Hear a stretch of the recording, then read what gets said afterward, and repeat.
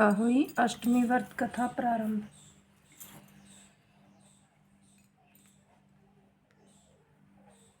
ये कार्तिक लगते ही अष्टमी को किया जाता है। जिस वार को दीपावली होती है वही आठवीं भी उसी वार की पड़ती है। इस व्रत को वे स्त्रियां ही करती हैं जिनके संतान होती है। बच्चों की माँ दिन भर व्रत रखती हैं।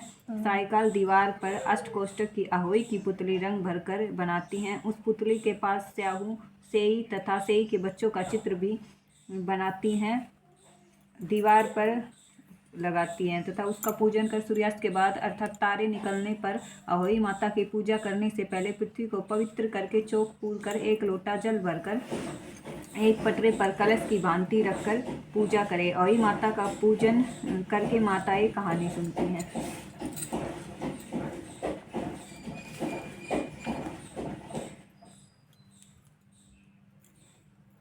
अहोई अष्टमी की कथा प्रारंभ। एक नगर में साहूकार रहा करता था। उसके 7 लड़के थे। एक दिन उसकी स्त्री खदाने में मिट्टी खोदने के लिए गई और ज्यों ही उसने जाकर वहां गुदाली मारी त्यों ही सेई के बच्चे गुदाल की चोट से सदा के लिए सो गए। इसके बाद उसने गुदाल को शाहू के खून से सना देखा तो उसे सेई के बच्चे मर जाने का बड़ा दुख हुआ, परंतु वह विवश थी क्योंकि यह काम उसे अनजाने में हो गया था। इसके बाद वह बिना मिट्टी लिए ही खेद करती हुई अपने घर आ गई और उधर जब से ही अपने गुरकाल में आई तो अपने बच्चों को मरा हुआ देखकर नाना प्रकार से विलाप करने लगी और ईश्वर से प्रार्थना की कि जिसने मेरे बच्चों को मारा है उसे भी इसी प्रकार का कष्ट होना चाहिए। तत्पश्चात सेही के श्राप से सेठानी के 7 लड़के एक ही साल के अंदर समाप्त हो गए, अर्थात मर गए। इस प्रकार अपने बच्चों को असमय काल के मुंह में समाये जाने पर सेठ सेठानी इतने दुखी हुए कि उन्होंने किसी तीर्थ पर जाकर अपने प्राण गंवा देना उचित समझा।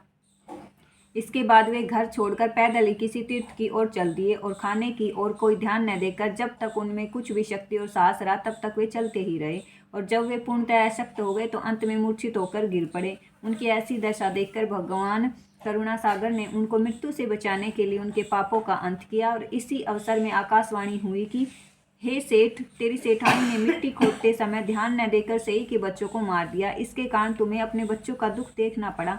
यदि अब पुनः घर जाकर तुम मन लगाकर गौ की सेवा करोगे और अहोई माता जगता देवी का विधि विधान से व्रत आरंभ कर प्राणियों पर दया रखते हुए सपन में भी किसी को कष्ट नहीं दोगे तो तुम्हें भगवान की कृपा से पुनः संतान का सुख प्राप्त होगा।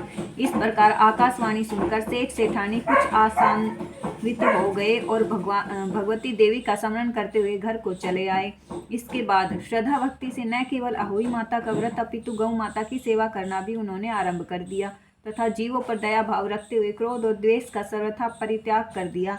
ऐसा करने के पश्चात भगवान की कृपा से वे सेठ सेठानी 7 पुत्रों वाले होकर अगणित पुत्रों सहित संसार में नाना प्रकार के सुखों को भोगकर स्वर्ग चले गए। जय हो माता।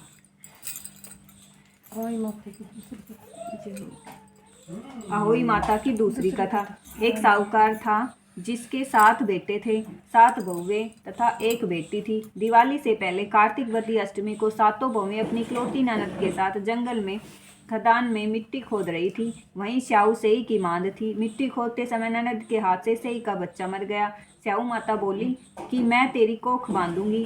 तब ननद अपनी 7 भाभियों से बोली कि तुम में से मेरे बदले कोई अपनी कोख बंधवा लो। सब भाभियों ने अपनी कोख बंधवाने से इनकार कर दिया, परंतु छोटी भाभी सोचने लगी कि यदि मैं कोख नहीं बंधवाऊंगी तो सासू जी नाराज होंगी। ऐसा विचार कर ननद के बदले में छोटी भाभी ने अपनी कोख बंधवा ली। इसके बाद जब उससे जो लड़का होता तो वो 7 दिन बाद मर जाता। एक दिन उसने पंडित को बुलाकर पूछा, मेरी संतान 7वें दिन क्यों मर जाती है? तब पंडित ने कहा कि तुम सुरई गाय की पूजा करो। सुरई गाय स्याऊ माता की भाईली है, वह तेरी कोख छोड़े तब तेरा बच्चा जिएगा। इसके बाद से वह बहू प्रातःकाल उठकर चुपचाप सुरई गाय के नीचे सफाई आदि कर जाती। गौ माता बोले कि आजकल कौन मेरी सेवा कर रहा है, सो आज देखूंगी। गौ माता खूब तड़के उठी, क्या देखती है कि एक साहूकार के बेटे की बहू उसके नीचे सफाई आदि कर रही है। गौ माता उससे बोली, मैं तेरी सेवा से प्रसन्न हूँ, इच्छा अनुसार जो चाहे वर मांग लो। तब साहूकार की बहू बोली कि स्याऊ माता तुम्हारी भाईली और उसने मेरी कोख बांध रखी है, सो मेरी कोख खुलवा दो। गौ माता ने कहा, अच्छा। अब तो गौ माता समुद्र पार अपनी भाईली के पास उसको लेकर चली। रास्ते में कड़ी धूप थी, सो वे दोनों एक पेड़ के नीचे बैठ गई। थोड़ी देर में एक सांप आया और उसी पेड़ पर गरुड़ पंखनी पक्षी का बच्चा था। सांप उसको डसने लगा, तब साहूकार की बहू ने सांप मारकर ढाल के नीचे दबा दिया और बच्चों को बचा लिया। थोड़ी देर में गरुड़ पंखनी आई तो वहाँ खून पड़ा देखकर साहूकार की बहू को चोंच मारने लगी। तब साहूकारनी बोली कि मैंने तेरे बच्चे को नहीं मारा, बल्कि सांप तेरे बच्चे को डसने आया था, मैंने तो उससे तेरे बच्चों की रक्षा की है।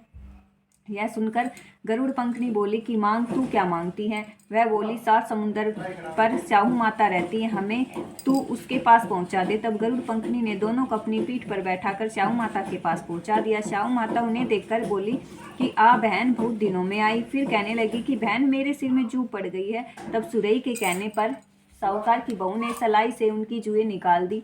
इस पर स्याहू माता प्रसन्न हो बोली कि तूने मेरे सिर में बहुत सलाई डाली है, इसलिए तेरे 7 बेटे और बहुएं होंगी। वह बोली, मेरे तो एक भी बेटा नहीं, 7 बेटे कहाँ से होंगे? स्याहू माता बोली, वचन दिया, वचन से फिरू तो धोबी के कुंड पर कंकरी हूँ। जब साहूकार की बहू बोली, मेरी कोख तो तुम्हारे पास बंद पड़ी है। यह सुन स्याहू माता बोली कि तूने मुझे बहुत ठग लिया, मैं तेरी कोख खोलती तो नहीं, परंतु अब खोलनी पड़ेगी। जा, तेरे घर तुझे 7 बेटे और 7 बहुएं मिलेंगी, तू जाकर उजमन करियो, 7 अहोई बनाकर 7 कढ़ाई करियो। वह लौटकर घर आई, वहां देखा 7 बेटे 7 बहुएं बैठे हैं। वह खुश हो गई, उसने 7 अहोई बनाई, 7 उजमन किए तथा 7 कढ़ाई की।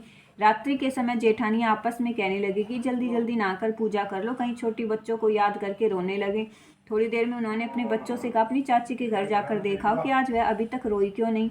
बच्चों ने जाकर कहा कि चाची तो कुछ मांड रही है, खूब उजमन हो रहा है। यह सुनते ही जेठानियाँ दौड़ी दौड़ी उसके घर आई और जाकर कहने लगी कि तूने कोख कैसे छुड़ाई? वह बोली, तुमने तो कोख बंधाई नहीं, सो मैंने कोख बंधा ली थी। अब स्याहू माता ने कृपा करके मेरी कोख खोल दी है। स्याहू माता ने जिस प्रकार उस साहूकार की बहू की कोख खोली, उसी प्रकार हमारी भी खोलियो, कहने वाले तथा सुनने वाले की तथा सब परिवार की कोख खोलियो। जय हो।